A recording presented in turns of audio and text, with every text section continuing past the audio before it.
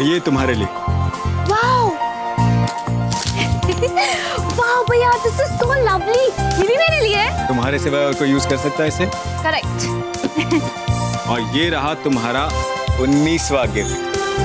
Wow, ये कितना cute है। पिंक। मैं अब भी ट्राई करती हूँ। और ये मेरे लिए। हट जाओ, समझ जाओ, रॉकस्टार देवांश आ रहा है। देवांश, मेरी हैंड। अरे रुक रुक रुक। अरे छोकराओ, इतना शोर क्यों मचा रहे हो? इतना शोर तो तुम लोग ने गौरी की शादी में भी नहीं मचाया था। अरे शोर तो मचाएंगे ही ना। मेरा अमेरिकन रिटर्न सरमन जो आया है सबके लिए गिफ्ट्स लेके। अरे मेरे लिए कुछ गिफ्ट लाया है? ये सारे पैसे लास्ट मोमेंट पे खत्म कर दिए। ओ, ऐसे बहाने तो तुम बनाते हो, मेरा रेड नहीं। रेड? लाल लाल लाल लाल? ए रुक, ये तेरा लाल और ये तेरा गुलाबी। ए, इतनी गर्मी में ये जैकेट और ग्लव्स पहन के कहाँ जा रहा है? इनको पहनकर ना बाइक चलाऊंगा। अरे बाइक तुझे पतंग की तरह उड़ाएगा। घास का तीला। Card boy. परफेक्ट बोलता है। हाँ? आपको नहीं बोला, ये तो बाइक का नाम है जो आप मुझे दिलाने वाले हो। ए, पहले अपने दो पैरों पे चलना सीख, बाद में दो पहिए चलाने की बात करना। एक मिनट। आप अपने गिफ्ट लेने आए थे, उन्हें नहीं देखोगे? याद था? इन्हें पढ़ के मैं आज इस लायक बना हूँ, सब कुछ भूल सकता हूँ। इन्हें नेवर। चेतो, तो ठीक कह रही थी, मेरा बेटा बिल्कुल मुझ पे गया है। कुछ सीख अपने भैया से। आप भी सीखो कुछ, कितने सारे गिफ्ट लेकर आए हैं। अरे बस बस, तुम बाप बेटे बस करोगे। मेरे लिए कुछ नहीं लाए हैं। लाए हो ना? क्या? Weighing scale. ये क्यों? इनका वजन नापने के लिए। तो निकल वरना मार खाएगा। फिर तो ना तुम्हें दो देनी चाहिए। जिस तरीके से तुम्हारे पापा का वजन बढ़ रहा है ना, वी नीड टूल्स। चेतू, ज्यादा मुंह मत बनाओ। चलो रूम में जाके वजन चेक्स करते हैं। चेक्स। चलो। मेरी हैंड दे। शोर मचाते अगर गला सूख गया होगा तो शरबत हाजिर है। अरे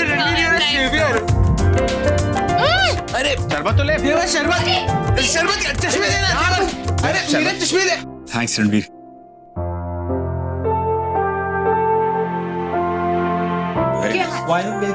ईशानी, तुम नहीं जानना चाहती मैं तुम्हारे लिए क्या लाया हूँ? क्या लाए हो भैया? हार्ट। कैसा लगा? बहुत अच्छा है। तुम जानती हो मैं तुम्हारे लिए क्यों लाया हूँ? बिकॉज आई फील कि हमारे पूरे फैमिली में you are the only girl who has heart. Thank you भैया, बट काश ये दिल होता ही नहीं तो कोई प्रॉब्लम नहीं होती।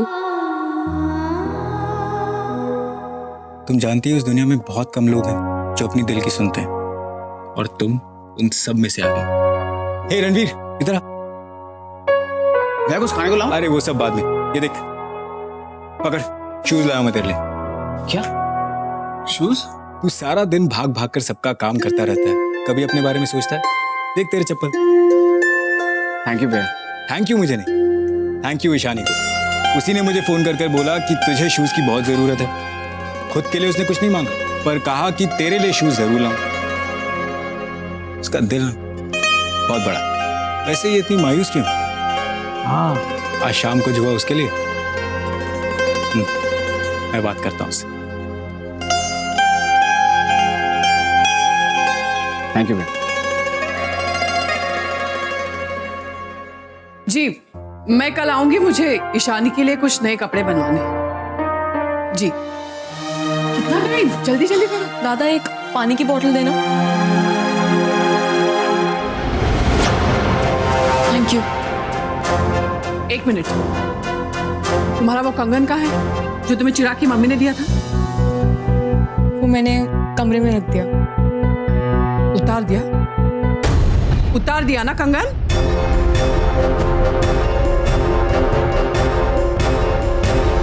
कहाँ है कंगन? अभी के अब भी लेकर आओ और पहन लो। कहाँ है?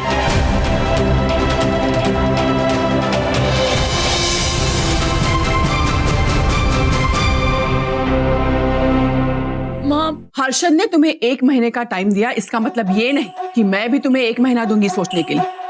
तुम खुद को कहीं की रानी समझती हो? तुम्हें दिखता नहीं बा कैसे तुम्हारी दुश्मन बनी हुई है? 24 घंटे ताने मारती है मुझे। सबके सामने ये कहकर कि तुम नाजायज हो। तुम्हारे जायज होने का सबूत चाहिए उन्हें। कहां से तुम्हें बताओ? उस आदमी से मंदिर में शादी की थी मैंने, कोई सबूत नहीं है मेरे पास। कब तक मुझे उस धोखे को याद करना पड़ेगा? कब तक अपने पास को?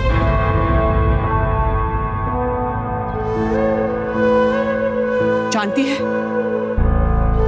जब मैं हर्षद से मिली थी और उन्हें मैं अच्छी लगने लगी तो उन्होंने कहा कि वो मुझसे शादी करना चाहते हैं। 2 मिनट नहीं लगाए मैंने हाँ कहने में। क्यों? इसलिए नहीं क्योंकि मैं उनके प्यार में पागल थी, बल्कि इसलिए क्योंकि तेरी चिंता थी, मुझे तेरा फ्यूचर सिक्योर करना था। जब से शादी हुई है इसी डर को लेकर जी रही हूँ कि कौन करेगा तुमसे शादी, कौन करेगा उससे शादी जिसको सब लोग नाजायज। और आज इतना अच्छा रिश्ता आया है और तुम्हें सोचने के लिए टाइम चाहिए। तुम समझते क्यों नहीं हो? तुम इस घर की नहीं हो, सिर्फ रहती हो यहाँ बस।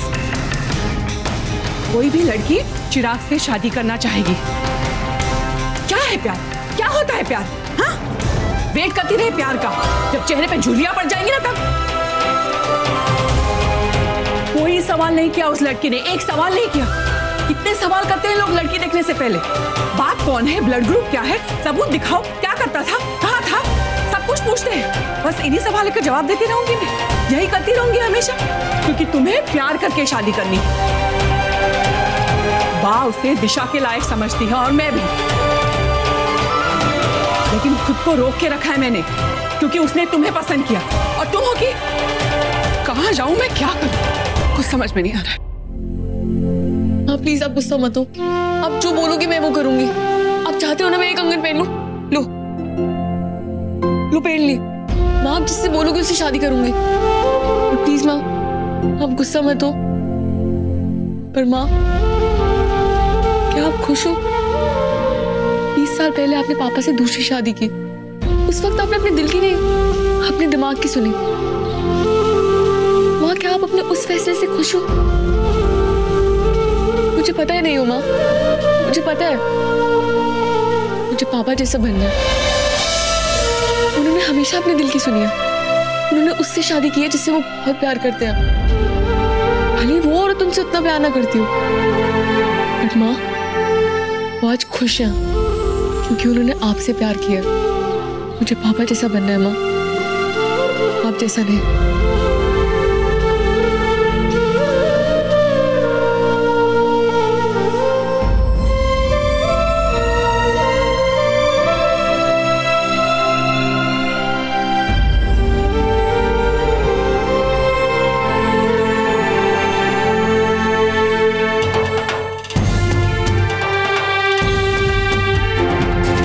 जो सोचना है सोच लो, प्यार की जितनी मिसालें देनी है दे दो, लेकिन मैं तुम्हारी पैदाइश का तमाशा नहीं बनने दूंगी। तुम्हारे पापा को मुझसे शादी करने के बाद कितनी भी खुशी मिली, लेकिन तुम्हारे माँ को सुकून तभी मिलेगा जब तुम्हारी शादी चिराग से होगी, समझी? कल सुबह तक ये कंगन मुझे तुम्हारे हाथ में चाहिए।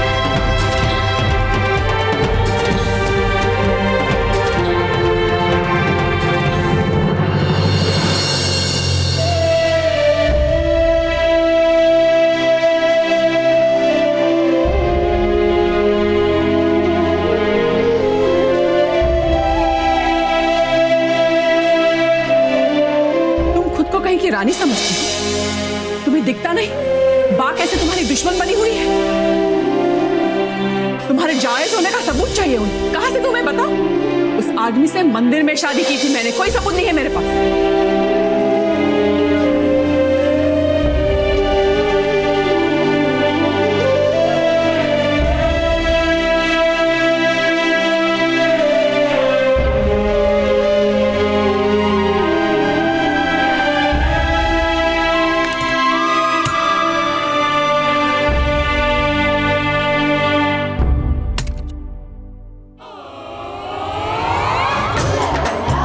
नीचे मत देखो, ऊपर देखो। चेतू, इस तरह से मत देखो, मुझे तुम्हारी आंखों से डर लगता है। पिछले महीने 80 था, अब 85 कर दिया, 5 किलो बढ़ा लिया। मेरा 65 हो गया है, मैंने 5 किलो कम कर दिया। और सरमन की शादी तक मैं 45 कर दूंगी। चेतू 35 मत होना, वरना तुम दिखोगी ही नहीं। मेरा वजन चेक करो, मैं हिलूंगी ना तो वजन बढ़ जाएगा ना, देखो। अरे बाप रे, पर सच बोलूंगा ये मुझे जिंदा नहीं छोड़ेगी। अगर इसे पता चला कि इसका वजन 65 से 72 हो गया है तो सुना सुना के मुझे पतला कर देगी। अरे वजन पढ़ रहे हो या किताब? Congress Chetu, Congress, you have done it. तुम्हारा वजन 62 हो गया। मुझे लगता है तुम्हारे साथ बात करने में मैंने 3 किलो कम कर दिया। अपने डाइटिशियन को फोन करती हूँ। हेलो गैस नहीं हुआ, 3 किलो वजन कम हुआ है। स्नेकिंग तो करती ही नहीं ना, जॉगिंग योगा।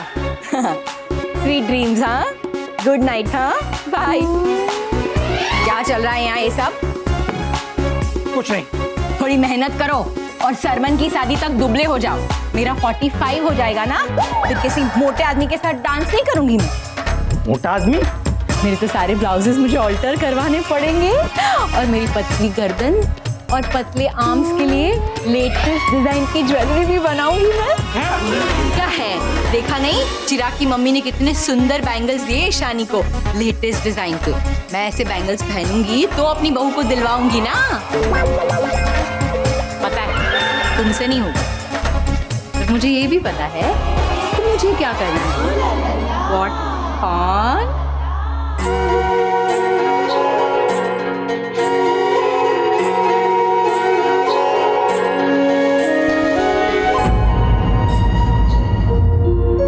ये क्या नए जूते खरीदे तूने?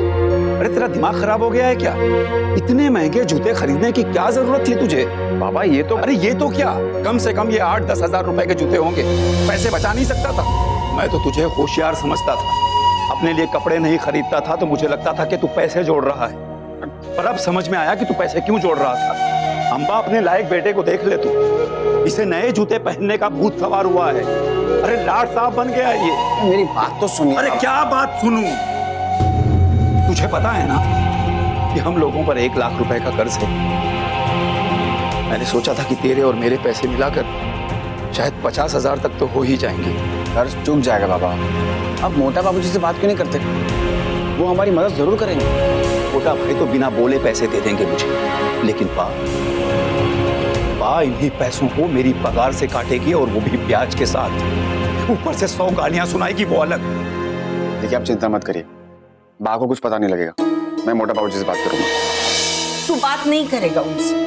अरे माँ, पर वादा कर तू कुछ नहीं बोलेगा। कर वादा। अच्छा ठीक है बाबा, मैं कुछ बात नहीं करूंगा। बाबा देखिए आप फिक्र मत करिए, मैं पैसों का कुछ इंतजाम करता हूँ। अरे जब इस तरह के फिजूल खर्ची से फुर्सत मिलेगी तब कुछ करेगा ना। अरे आप तो कब से इन जूतों से मेरी पिटाई किए जा रहे हैं। मेरी बात तो सुन लीजिए। ये जूते शर्मन लेकर आया था अमेरिका से। ईशानी ने कहा था उसे, क्योंकि मेरे जूते फट गए थे।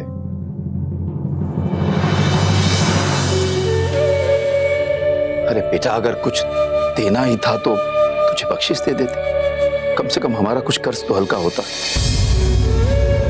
चल अम्बा, खाना लगा, मैं हाथ मुंह धो के आता हूँ।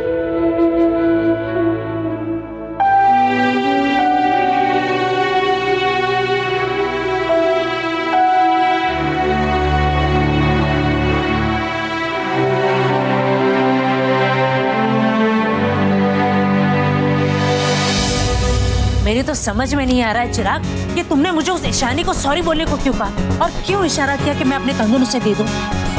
क्योंकि मॉम, मुझे ना ईशानी पसंद है। It's very simple.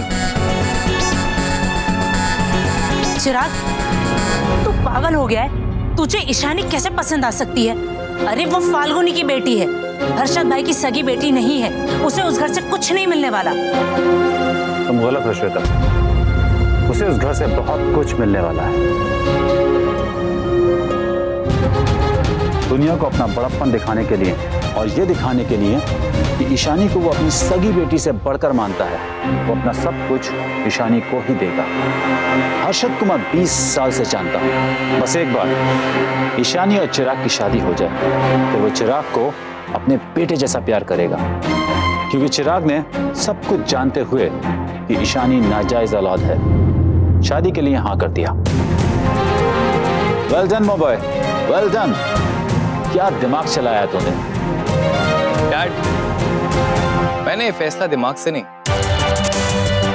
दिल से लिया है। मैंने ईशानी को इसलिए हाँ कहा बिकॉज मैं वाकई उसे शादी करना चाहता हूँ। बिकॉज आई लाइक हर।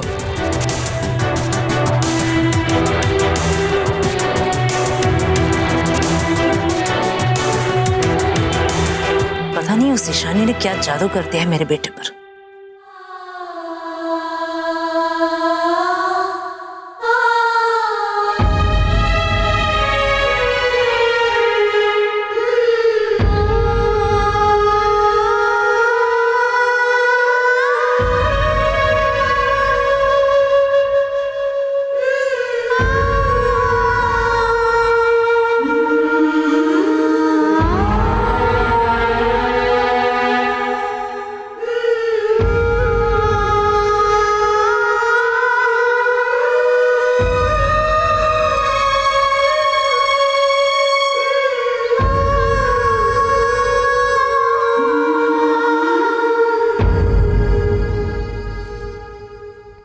ईशानी, ईशानी, ईशानी,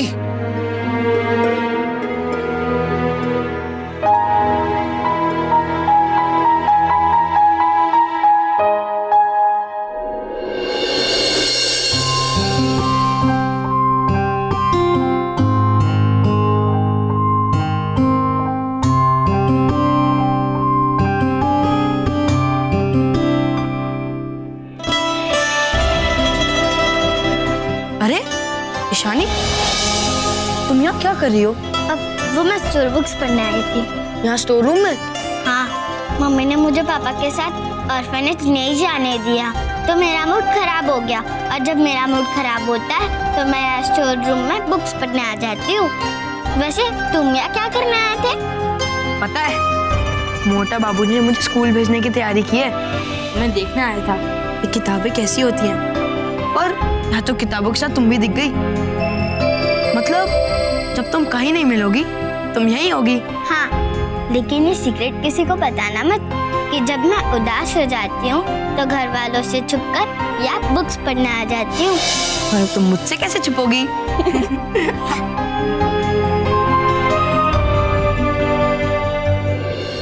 ठीक न था तू हर्षद।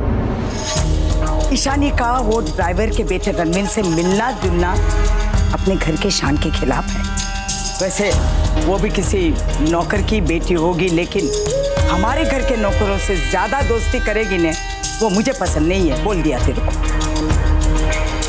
अरे लोग तुझे मोटा भाई के नाम से बुलाते हैं क्योंकि धंधे में तेरी बहुत बारीक नजर है, और सिर्फ धंधे में।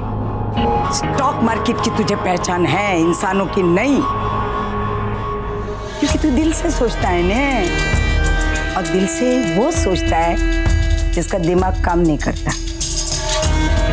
तेरे बापू भी अपनी दिल की सुनते थे और फिर गलत गलत फैसले लेते थे, और भुगतना मुझे पड़ता था। दिल फेंक थे वो। शादी के बाद भी कहां कहां चक्कर चालू थे, सब पता है मुझे। लेकिन तूने तो जिससे चक्कर चलाया उसे घर लेके आया, एक शादीशुदा औरत जिसकी पराये मर्द से एक नाजायज बेटी थी। वाह, होती हो साची बात, कड़वी लगी सच्ची बात। वाह, आप मुझे जो कहना है कह लो, मगर ईशानी को कुछ मत कहना। मैं उसे अपनी सगी बेटी मानता। अरे तो मानती तो मैं भी अपने आप को कतरीना कैफ हो गई क्या? हर्षद समझ, अपना खून होता है। पछताएगा बेटा, पछताएगा। तो ईशानी की शादी अपने दोस्त केतन के घर में करना चाहता है ना, पर इस घर के साथ साथ उस घर को भी वो बदनाम कर देगी। ये भी एक दिन भाग जाएगी तुझे छोड़कर किसी ड्राइवर और नौकर के साथ। एक दिन इसका खून रंग दिखाएगा, देख लेना। बस बा, आपने अब एक शब्द और ईशानी के बारे में कहा ना तो